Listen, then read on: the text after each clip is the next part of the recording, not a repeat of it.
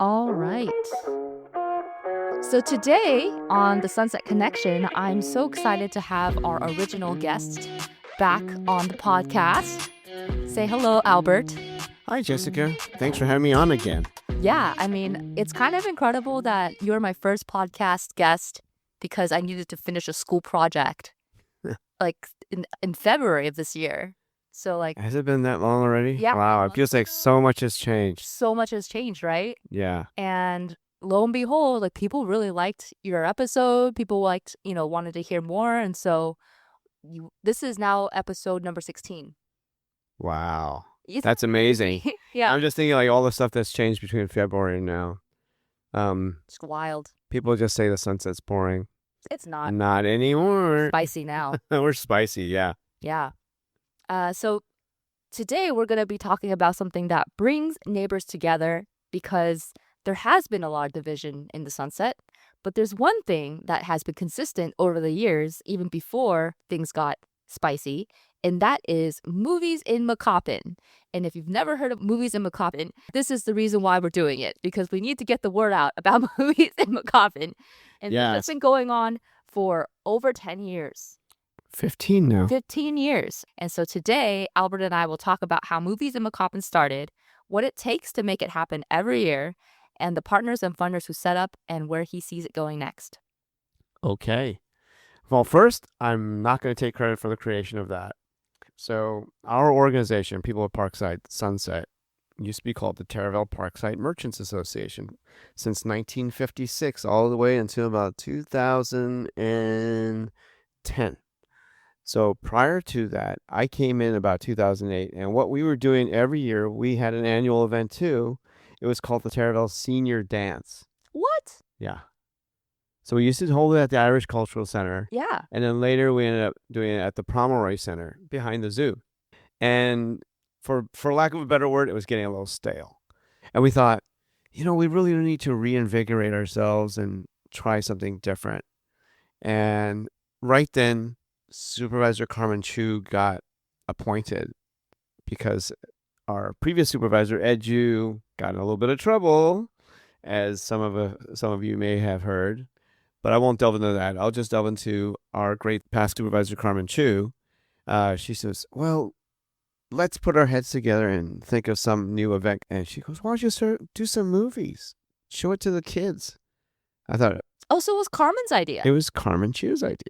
Wow. Yes. If anybody didn't have enough reasons to love Carmen Chu, here's one more. Right. She started an institution here in the Sunset. Little did we know it was going to be that way. Her and her aide, Ashley Summers, and I think it was also Deanna Kizon were involved with helping put this together. So at the very beginning, it was literally a DVD player, a cart with wheels from the library, and we did our movies in McCoppin with very little fanfare, and we had 50 people show up. That's awesome. It was a Mark Twain summer night, so it was foggy and a little bit wet. Always is. And so I don't even think we really made a poster. Then the next year we got bigger, and we already had a routine built down, and we found a source for a bigger screen, more professional sound and speakers, and also the projection system was way, way better. So we just showed the movies. We didn't have popcorn or anything yet. It was just movies, and that was it. And we were kind of trying to copy Dolores Park, but then we decided to do, instead of just one movie, we did every Friday in October. So that stuck. We thought that was a good time because that's kind of when our Indian summer really comes into full bloom, and it gets dark just early enough that we could show the movie and it doesn't end too late for the kiddies. And so that's really the start of it. And then Ashley Summers, to this day, still produces all the posters for us voluntarily. So amazing. Yes. I asked her, do you still want to do this? And she goes, I love doing this. Oh. So she just kept it up. So I think, she gets a real big kick out of always contributing, and I love her for it. Yes, no, for sure. When did she start? In 2011 then? Yeah, I guess so. Yeah, that was probably the first year we actually started putting out a real poster. Yeah. Yeah. And we would walk around the neighborhood, putting them up everywhere, get it online, anywhere we could blast it. So, on average, how many people attend movies in McCoppin? So we started with 50, and now we're like 700. A night? Yeah, each night. Each night. Yeah, each of the Fridays. Wow. Yeah, a lot of people come out now. So what had happened was that at the time that it started, I wasn't president yet. Yumi San was president. But when I became president, I think in 2014, I thought, let's kick this up a notch. And that's when I started asking about the popcorn machine, and then we said, hey, I remembered we had some Star Wars movies coming out. And so I thought, wouldn't that just be the coolest thing if I could find a couple stormtroopers? So we found a bunch of stormtroopers. They came in, such as a accompanying related event before the movie. So we would hire actresses and actors, like someone to do Moana. We actually hired a lady that was teaching everyone how to do hula dancing. When it was Hidden Figures, I remember one year we got NASA to come out and talk about the space program. When we did Zootopia, I had a petting zoo.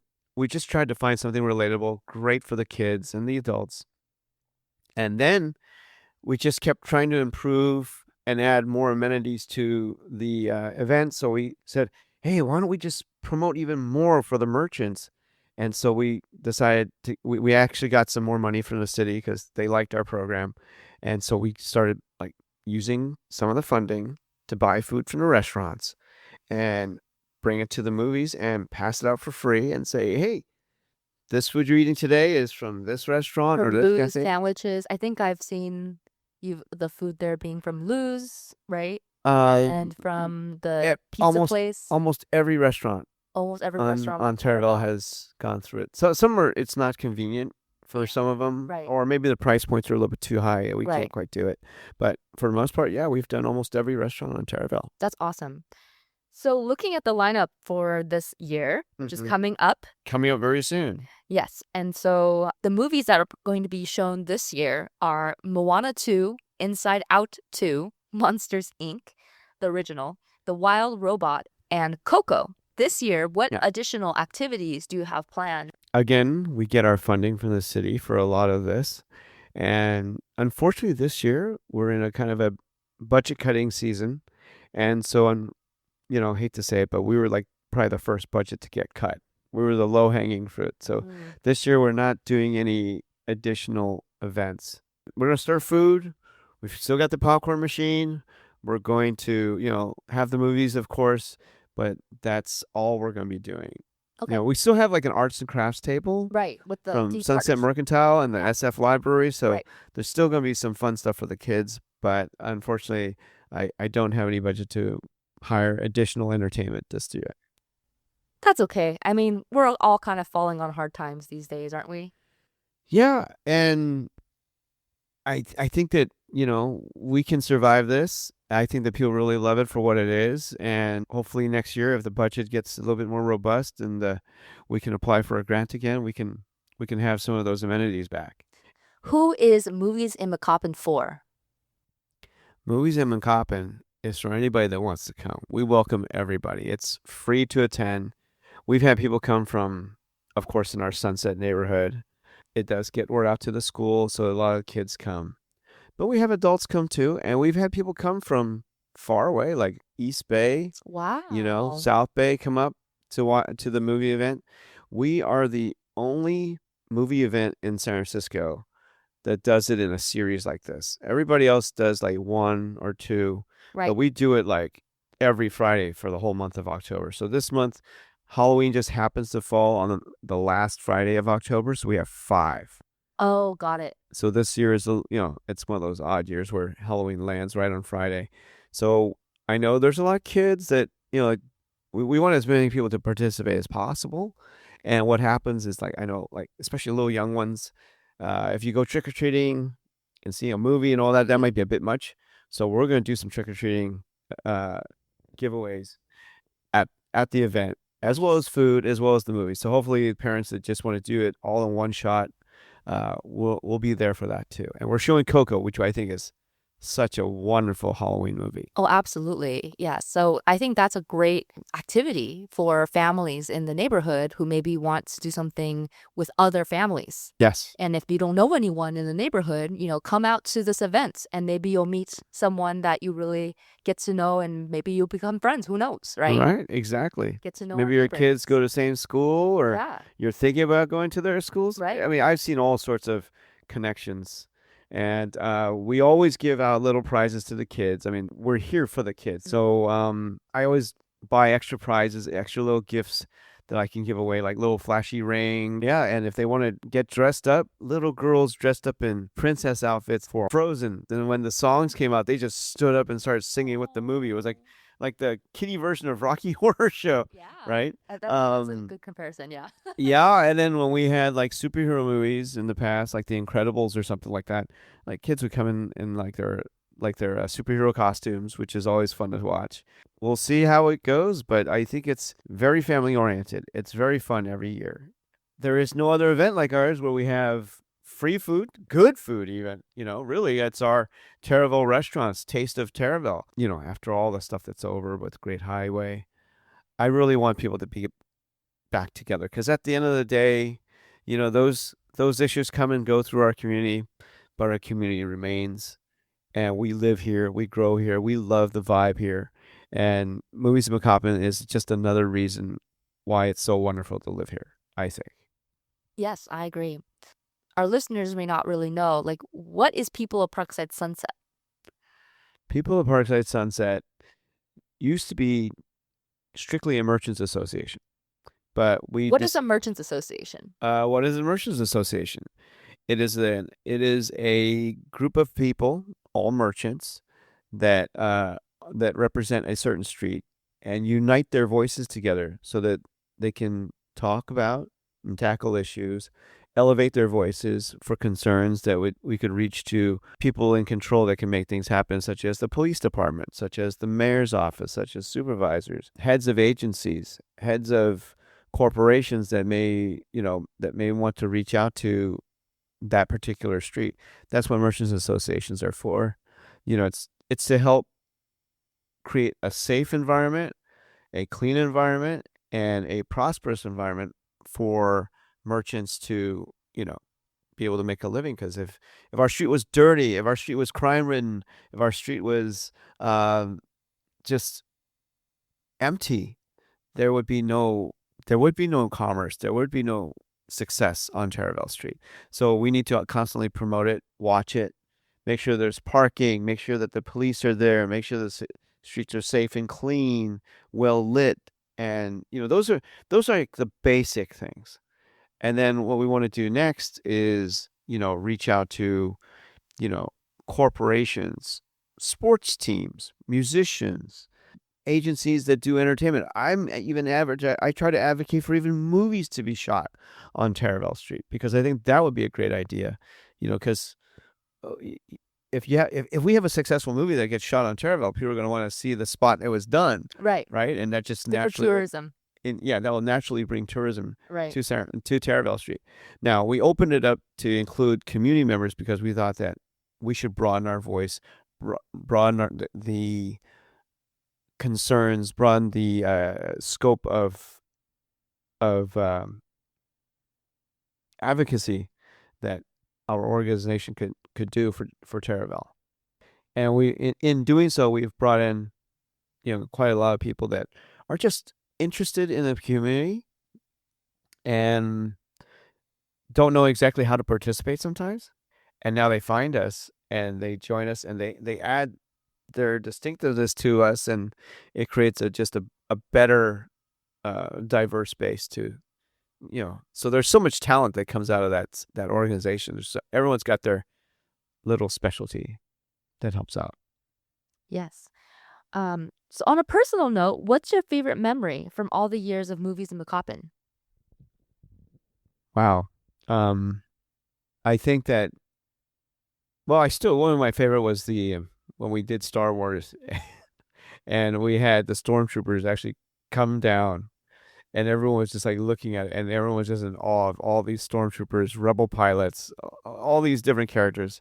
And then they all came out, and we had a photo booth, and people were just coming out and taking pictures. I thought that was so fun.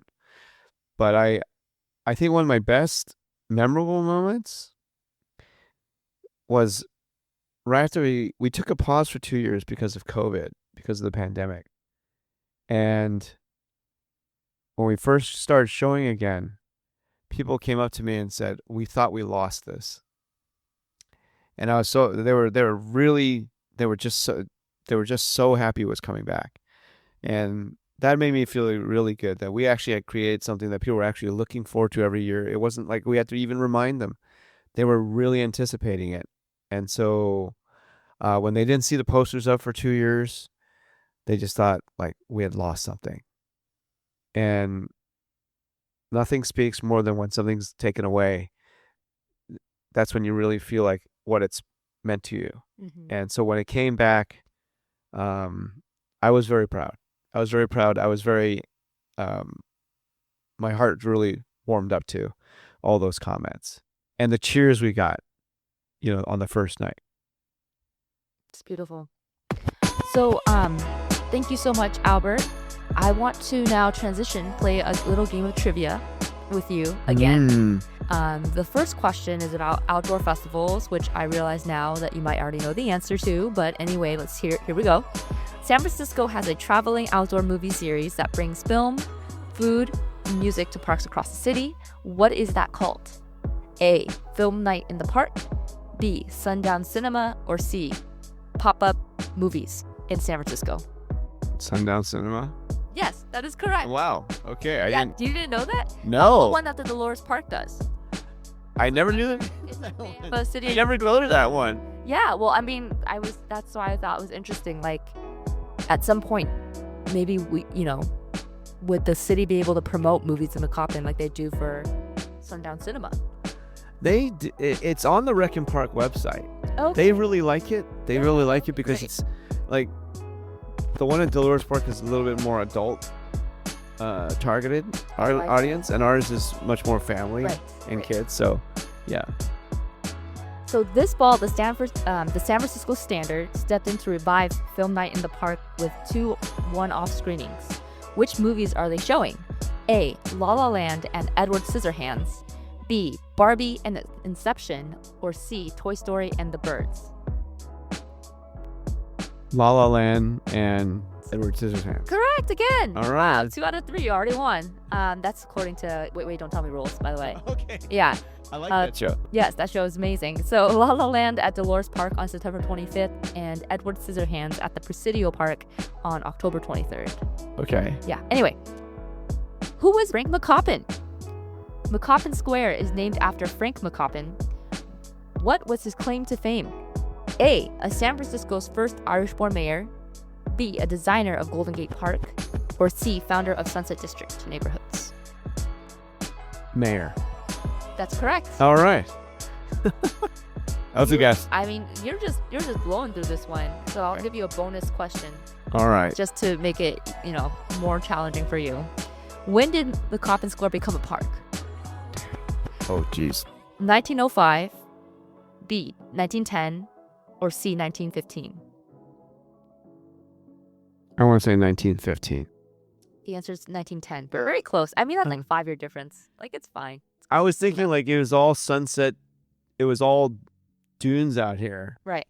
And I'd seen all the photos. So I just thought like 1915, a little bit later. Yeah. 1910 was just right after the earthquake.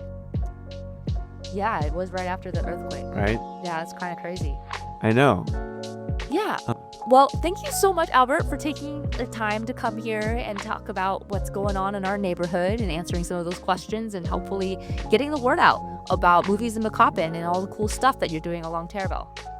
We're trying all the time. We want to make Sunset interesting. We want to make Sunset a wonderful place to live with great activities.